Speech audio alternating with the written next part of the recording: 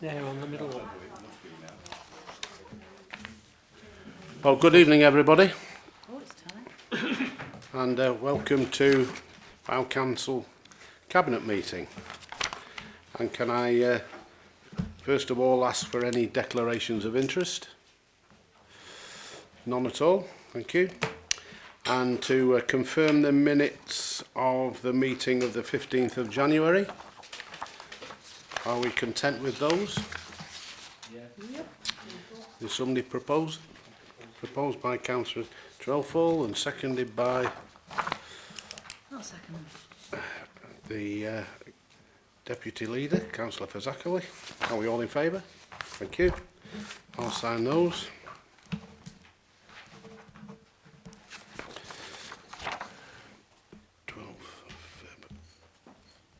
Thank you, sir. And can I ask, are there any urgent items? There's no urgent items this evening, Mr. Chairman. Thank you. Item 4 on page 3 is the Policy Development Scrutiny Committee recommendations. And Councillor Wilson. Good evening.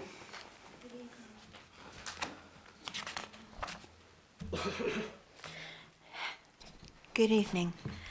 Because the Policy Development Scrutiny Committee meeting happened too late for these minutes to have been at your last cabinet meeting because your agendas had already been published, that's why they're coming to this meeting. In effect, most of the items have already been handled, but just for them to be officially noted as minutes, they're brought to you today. Because the first item was the council tax reduction scheme for 2014-2015, including the grants to town and parish councils. Well, that was brought to the full council with our recommendations, and that was already approved. As was the review of the council tax discounts and premiums. We also did look at the mid-year performance exemption report for 2013-2014, and the committee noted that report. Finally, that was the meeting which closed, at least for the time being, the task and finish group on car parking. Most of the recommendations have already come to the cabinet through when you did discuss car parking at your last cabinet meeting. However, there was one additional recommendation that was not presented at that cabinet meeting, and that is recommendation 3, which is the formation of a working group to consider the long-term strategy for car parking, which would comprise the members of the current task and finish group on car parking. Quite interestingly, the strategies of the council, the various strategies, get looked at every 3 years at least by a scrutiny committee. And car parking has been an issue that has been going on for such a long time. It actually is almost time to look at this strategy again. But we thought, rather than a task and finish group, because there were so many issues that were still outstanding regarding fee structures and other things that were asked, especially when the petition had come to the council regarding car parking, that there were other issues that might need to be considered. So we thought that it would be advisable then to have a car parking working group in operation, if that was all right with the cabinet. Okay, well, obviously we have the possibility of this car parking review from Lancashire County Council to consider in the long term, and so I would see the outcome of that as being pretty essential before we move anything forward, unless my colleagues have anything to add. Yes, thank you, Leader. We're actually in the process of adjusting the fees and tariffs now because of being able to stop for a shorter stay.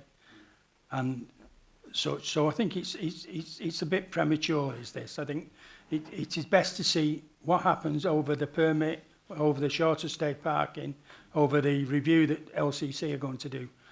And then if there's anything that comes out of, there's anything sort of raises its ugly head, then I think that's when we then look at it and say, we will do it again. Any other comments? Councillor Buckley?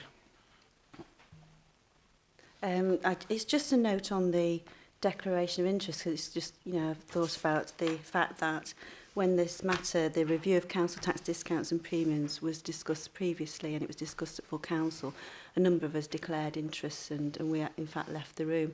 The reason for not doing that today is that I consider this matter has been dealt with, it's decided upon. I don't wish to discuss it, or don't feel we would raise it now, and I just wanted to make that clear. And is it the view of the Cabinet that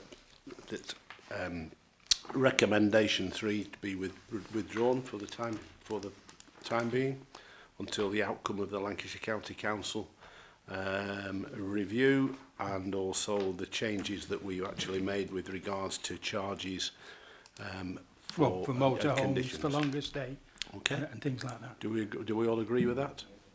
Well, I thank you very much indeed, Councillor Wilson, and I thank you for your report. And can we please note that recommendation 3 is to be withdrawn? Thank you. And the next item is the Community Focused Scrutiny Committee. And Councillor Aykroyd. Good evening.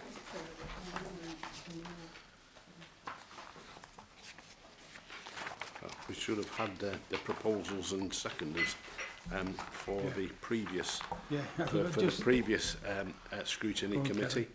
And, It's the scrutiny committee that was taken on the 21st of January. Yeah, it's Sorry. my mistake. I need proposers and seconders for the policy development scrutiny committee, and Councillor Buckley will propose, and Councillor Powell And I will second will that. second. Thank you. I apologise for that. Thank you. Right, it's the Community Focused Scrutiny Committee, which was held on the 21st of January. We had a task and finish report, which the Chairman of the Committee, Councillor Kieran Mulholland, presented this report. The report, a task and finish group, was to examine the inspection and monitoring regimes of Blackpool teaching hospitals. He also explained that the review was not intended to replicate the work undertaken by the National Health Service Commissioning Board. Gary Doherty and Pat Oliver from Blackpool Teaching Hospital attended the meeting and addressed the committee on their roles and the key findings of the report. Comments were made by the committee members, and after discussion, the two items which were you're asked to notice, to make an annual invitation to representatives of Blackpool teaching hospitals to report to the committee on the progress against targets and any emerging issues, and to ask the responsible Democratic Services Officer to obtain publicly available statistics on an inspection and performance basis, and to report them to the committee on an approximately 6-monthly review basis. The next item which came to the committee was a scrutiny review for the policy of waste receptacles. This was in response to a request made by Councillor Julie Brickles, sorry. Councillor Buckles is a Preston Borough Councillor. I'm very sorry about that. But she's actually in Fylde Borough for the parliamentary boundaries. Kathleen Stanley, Head of Waste and Fleet Services, presented a report, and a discussion took place, and there are two recommendations which were resolved, but this has been superseded by the individual cabinet members' decision, which I think is today. It's been Final out. date. It's updated. Been out a week. It's been out a week. So we will await that decision. The next item was the planning improvement plan for 2013-2014, and Mr. Paul Walker, Director of Development Services, presented the updated report and the actions that were ongoing and the actions that were completed. Mr. Fred Moore, who attended the meeting, also requested that the public were to be invited to the local plan steering group meetings. Now, a vote was taken on this and the vote was lost. So, but that is still the item is to note the report and present updates to the committee every 8 months or when there are significant areas to report. But I think any questions on this item I can pass to the portfolio holder, Councillor Trevor Fiddler, on this particular item.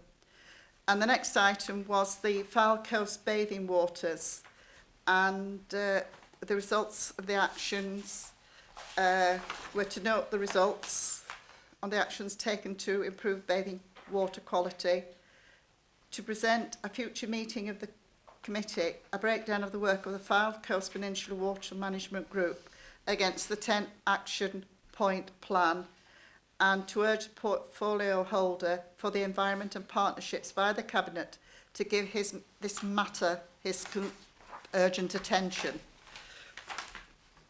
I think all the relevant information is in the report. Thank you. Any questions? No questions, Leader, but just to comment and to publicly thank Blackpool Teaching Hospitals. They gave a very informative presentation and took questions from the Task and Finish group, and they, as have you said, they did say that they would welcome coming back and answering more questions. Can I ask, through you, Chairman, if Councillor Little is referring to the 21st of January's meeting or the meeting that we had subsequent to that, which was not able to be included in the minutes presented to you this evening because of publication dates for the Cabinet? Because we've had... It was the presentation from the Blackpool Teaching Hospital. It was on this one, on the monitoring of statistics for the... Yes, the one scrutiny after was about, basically was about the clinical commissioning groups, and it was yeah, that's it. So long as you, yeah, because there are two distinct areas. Yes, it was the Blackpool Teaching Hospital of Pat Oliver and Gary Doherty from Blackpool. Mm. Right, thank you.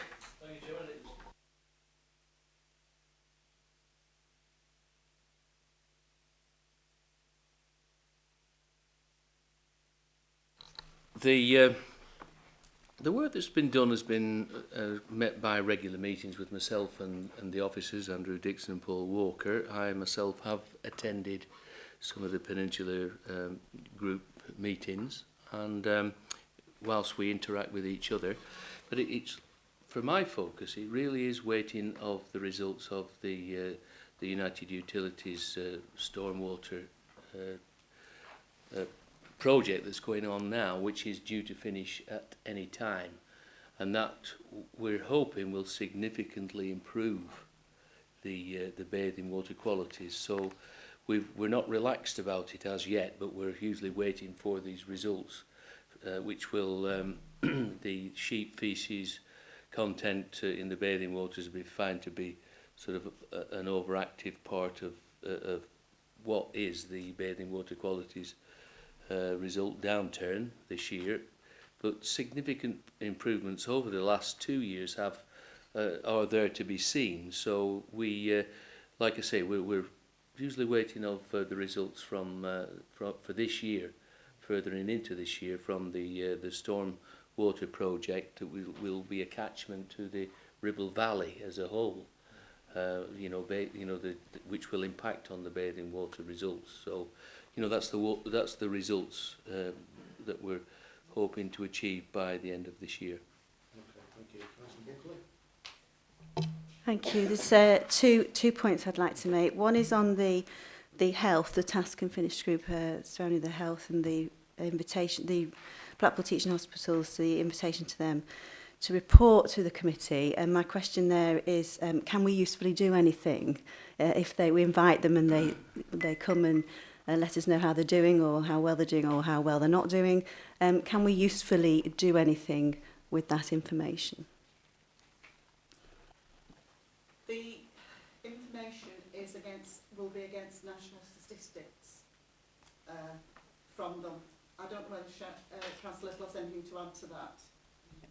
I had conversations and emails with Pat Oliver through queries, and they were very welcoming and said that any time we had any issues or questions, they would be happy to come again on an annual invitation, and if anything did crop up unforeseen, that they would be welcome again to come. If I can come back on that, please. It's not about them coming along and us welcoming having them. It's about what can we do with any information that's shared with us, our responsibilities and our authority. Is it that we can take that to the health board? Can we usefully do? Yes. And what is it that we can usefully do? Well, open dialogue, basically. I think some of the questions that some of the members had asked were specific to them. So the information is out there of a two-way information flowing, because they had certain issues, they knew residents had certain questions. So it is opening the dialogue, because this is the first time that they have come to the town hall in a long time to answer questions and be seen to be answering questions. So I think it's a two-way dialogue, and with myself being available and on the Lancashire Health and Wellbeing Board, again, it's going back to, the information is going back. Thank you. As long as it's beneficial, that's great. Is on the planning improvement plan, it's probably more of a question to Councillor Fylde. That's recommendation completely lacks clarity, I think, to note the report and present updates to the committee every 8 months and or when there are significant areas to report suggests to me that there may not be any need for any updates to the committee unless something is significant, and who determines what is significant. So I wonder what your reading is of that recommendation, and perhaps we can tighten up the wording. Well,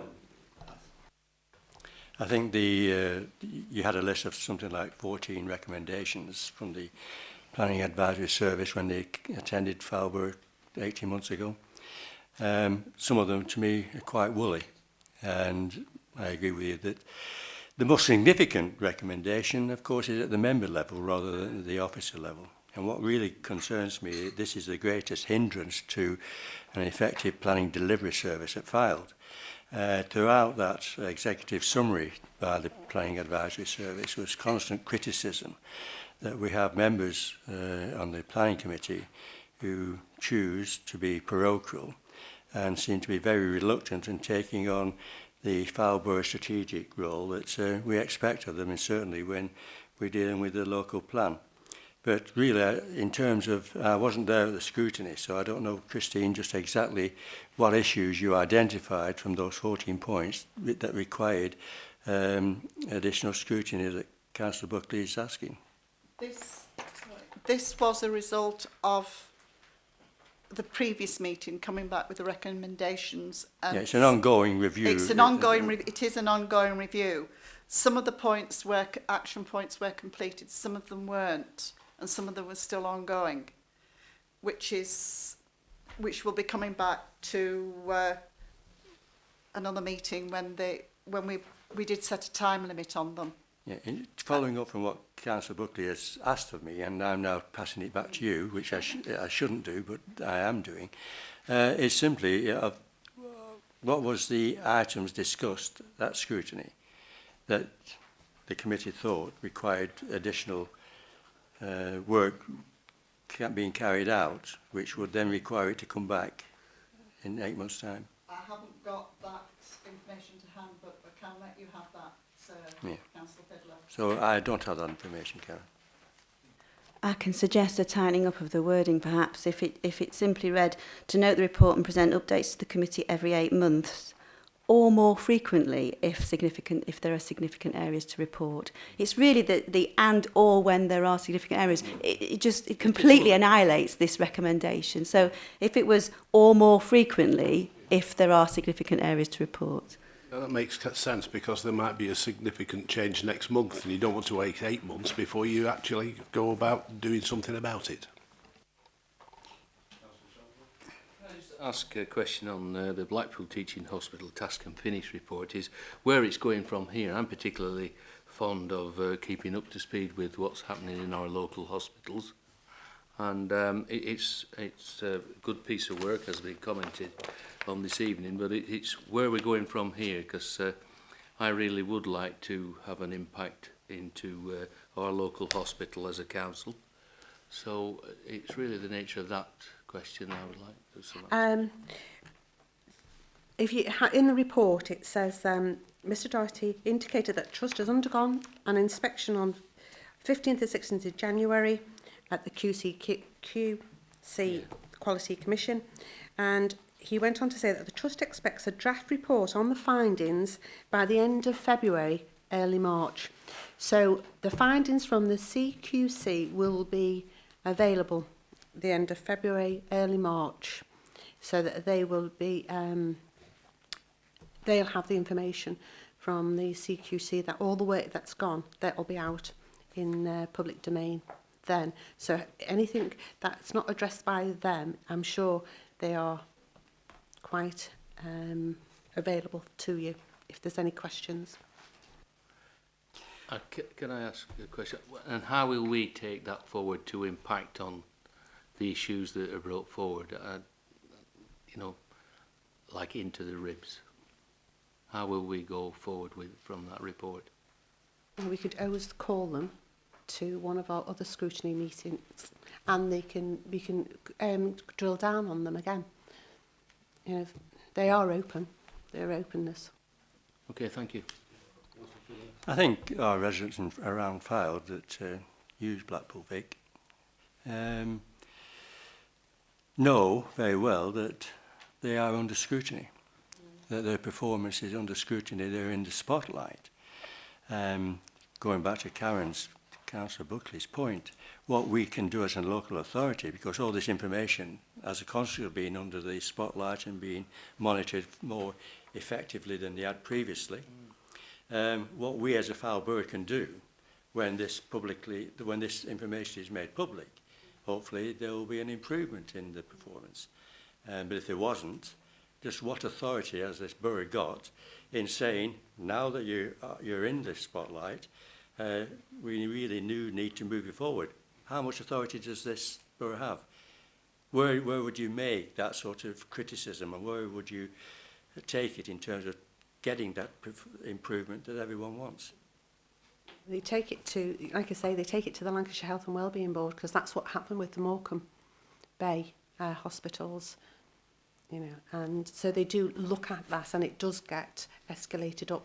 So we can ask questions as elected members. Okay. Councillor Fylde. Can I just go back to the previous one, the planning improvement plan?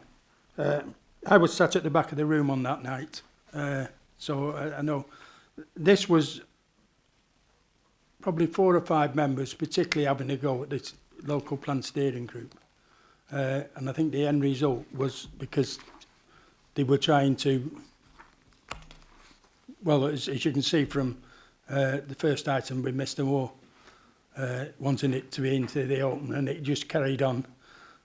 Rather than just leave it as it was and let the portfolio holder carry on with it.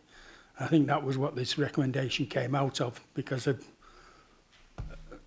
percentage of the committee wanted to change how we operate these things.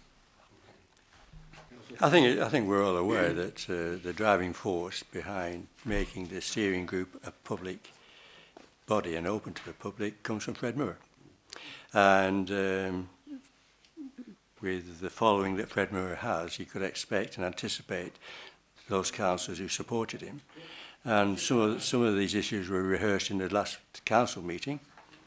I have made a definitive statement that I have no plans to open that meeting to the public. Throughout the country, working committees like task and finish groups work in private. And if you're a working committee, you're not open to the public. This isn't just pertinent to Fylde, it occurs throughout the entire land. And I think it's an absolutely outrageous request by Fred Moore, and it's just disappointing that we have members who are so eager to join his bandwagon and his requests and give him the support that, to me, is alien to the health of this Fylde borough. That was right. I was just highlighting how the meeting had gone.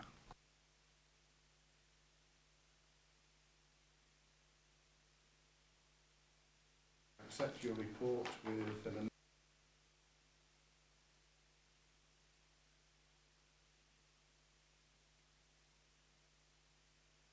Are we all in favour? I'm very happy to propose this item.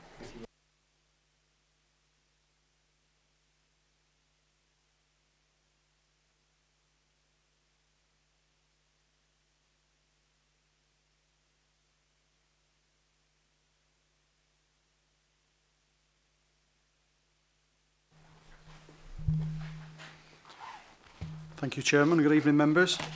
This is the medium-term financial strategy report for 2013-14 to 2017-18. Members will hopefully be familiar with the format of the report. It details the estimated financial resources available to the Council and identifies how they will be utilised to support the achievement of the Council's objectives. The report also identifies the key financial risks facing the Council over the life of the forecast. The report also draws together all the budget movements since the Council set its budget in March last year, and it now includes Cabinet's budget proposals.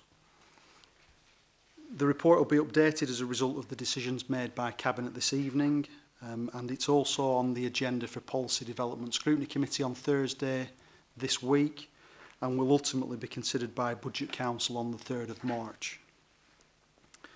If I may just draw to Cabinet's attention the salient points within the report.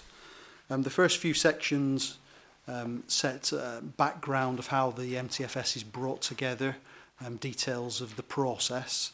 But the real body of the report starts, if I may, on page 38, which is the local government finance settlement for 2014-15 and 2015-16. Details there set out the revenue support grant and estimated business rate retention that has now been reflected in the updated forecast. Significantly, in terms of business rate retention, the latest forecast assumes income from business rates at the safety net level, whereas previously we've assumed income at the baseline level. The report also draws out new homes bonus and the estimated new homes bonus income that we're going to get, and identifies on page 41 that new homes bonus is growing to around 18% of our total income, so it's a significant proportion of income to the council. If I can then just draw members' attention to the high-level risks in terms of revenue. Those are set out on page 43 of the papers this evening.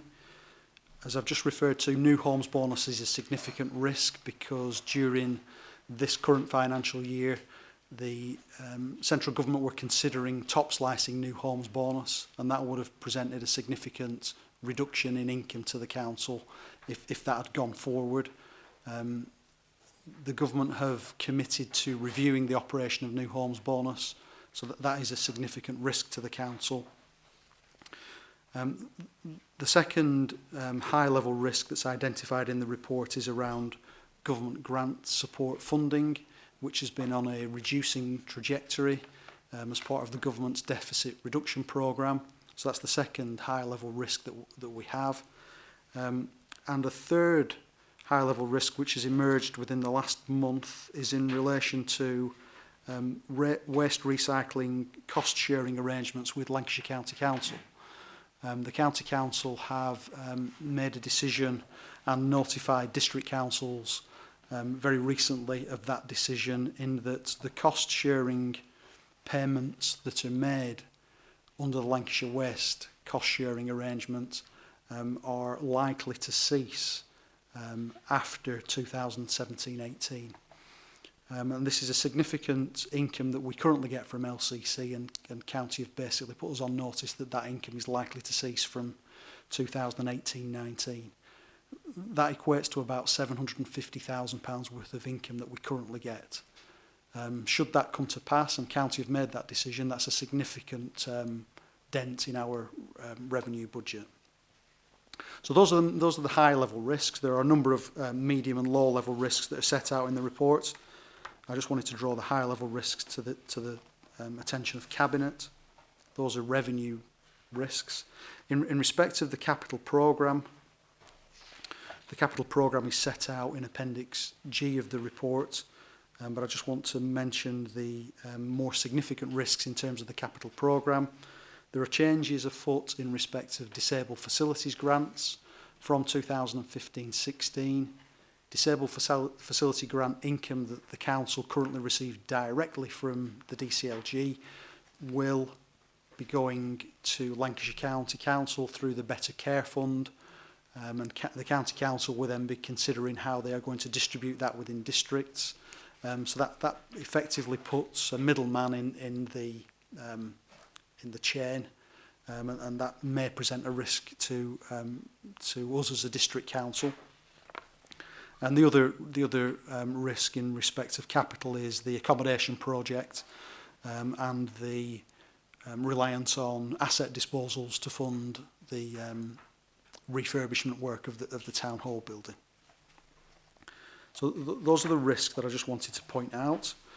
Section 23 of the report on page 53 is the overall conclusions, which essentially identify that the council has faced a number of financial challenges over the recent years. We have addressed those financial challenges and made cuts to our base budget, and have therefore delivered a track record of making savings when needed. And on page 54 there is my conclusion as the Chief Financial Officer that the recommendations within the report provide the council with a robust financial position for the life of the forecast on the basis of the assumptions set out in the report. Finally, I'd just quickly like to draw your attention to the appendices. Appendix A sets out the budget that was approved by Council in March of this year. Appendix B shows the base budget assumptions. And Appendix C shows the budget changes that have impacted on the council since the budget was set. And Appendix D explains those changes. Appendix E is the updated financial forecast. And Appendix F sets out your budget proposals, which I think Councillor Buckley would like to just quickly take the committee through. Once Councillor Buckley has done that, I'm happy to answer any questions. Thank you, Chairman. Thank you very much. Just for the sake of repeating things, may I ask you, Mr O'Donoghue, if the council's finances are currently robust?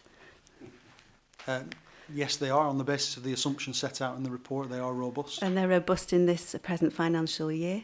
Yes. And they're robust in the lifetime of the forecast? Yes, that's right. Thank you very much. That's great. I'd like to talk through Appendix F, which is on page 64, and page 65, these are Cabinet's proposals for the budget, which will go to Council for approval and will go first of all to scrutiny for some observations. I'll just run through these quickly and make some comments as we go. First of all, to continue our support to Kirk and Bass, which we recognise is important for the community. Secondly, it was the proposal to put forward a suggestion to introduce the living wage across this council. I just need to talk to that and ask Mr O'Donoghue about that, because the figures, my understanding is that these figures put forward require further investigation. Is that right? Yes, that's correct. The figures that are presented on Appendix F relate to the implications of employees of the council. There is also a potential implication on agency workers that are employed by the council, in that there's an agency workers regulations which we need to look into in some more detail, and those implications are not represented by the numbers on that item.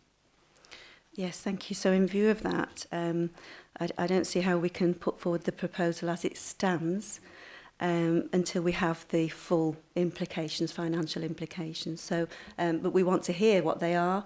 But for now, we must continue with the proposals, perhaps without that one, and revisit it as soon as possible. I support that view.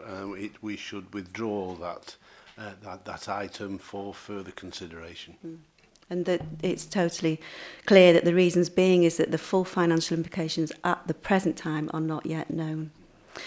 So moving on, the next one is an introduction of a residence car parking permit scheme. Much has been done about this. Scrutiny work has inputted into this. We know this is important to the community. Therefore, it's proposed that we introduce a pilot scheme. Revisit that and see how that goes. The planning appeals to increase our budget provision is only sensible in light of what we have faced over recent times. And the final revenue budget proposals are to do with the investment in our IT are simply to take out money from a reserve. So it's an accounting measure in and out for that. And then on the second page is our capital proposals. And just to run through these quickly, the replacement vehicle schedule on our fleet maintenance vehicles are suggested there moving forward in order that we can properly replace our vehicles at the end of their life. And my understanding, it's been confirmed to me that this will not have an implication on our borrowing figures because we already have those within our forecast moving forward. So that will not have an implication as to revenue, as to the borrowing of this council. Next is to put some capital investment into Hope Street Pavilion, refurbishment, into St Anne's Pool, that's the next one down, substantial investment into Snowdon Road Depot, and also substantial investment into Lytham Park Cemetery, much needed in the future. You can see that that investment is suggested later on in 17-18. That, together with the next item, the investment into the Coastal Protection Scheme, is all to be funded from the Capital Investment Reserve. So again, no added pressure on borrowing. And the last one, the Coastal Protection Scheme, the investment there is to lever in DEFRA funding, very significant amounts of DEFRA funding, which we've been looking forward to for many years, I believe, and which is now hopefully within sight. And the final matter on the proposals is to simply remove the budgeted expenditure on the LAM scheme, that's the local mortgage scheme that was proposed, before we could find a provider.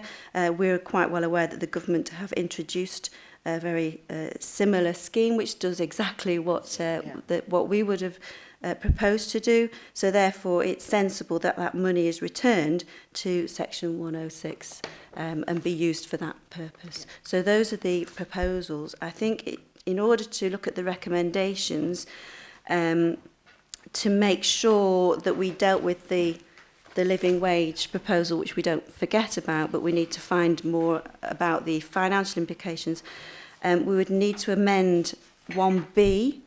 It would say the growth options and changes to reserves and balances are set out in Appendix F, save for the proposal to adopt the living wage as further investigation is needed on the financial implications. I would also like to add, just to be really clear, in order for the funding from the capital investment reserve requires us to top up that capital investment reserve. It is our proposal to do that. On Appendix E on page 63, you can see that at the expected outturn of this present year, 13-14, we are expecting to contribute into reserves the sum of 455,000. It is our proposal to set that aside to a capital investment reserve. I think it's best to have some clarity around that and to add in a recommendation to be clear that any underspend of revenue at outturn of this year, this financial year, be transferred to the capital investment reserve. And that hopefully, Leader, deals with the budget proposals as they are at the moment. Thank you.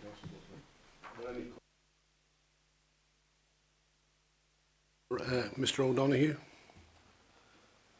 Councillor Fylde? Just to, when Paul, in his introduction, talked about the high-level risks, and we had the potential scenario where the government was going to stop-slice the new homes bonus, and we were all relieved when that didn't materialise.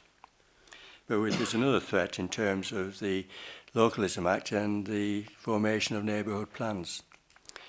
Because I think we've got Staining, we've got Ray Green, we've got Wharton, areas of housing growth.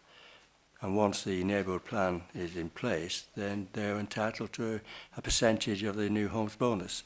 So I think we're aware that that's also a threat. And I think the portfolio holders made it very clear on numerous occasions that if the accounts are tilted one way, disproportionately, and the new homes bonus does that to a degree, we've got to be aware that it's not simply the government who is a threat to the new homes bonus, it's our local communities who are at a pace trying to achieve that status. Any other questions? We're happy with that? Well, can I thank you, Mr O'Donoghue, for your report. We've gone through it numerous times, but I'm pleased that you on 3 occasions this evening you've classified it as being robust. I'm quite happy with that. It is my intention and ambition in the future to achieve a very before it, but we will wait and see. Thank you very much indeed. Have we? Yes, and I have a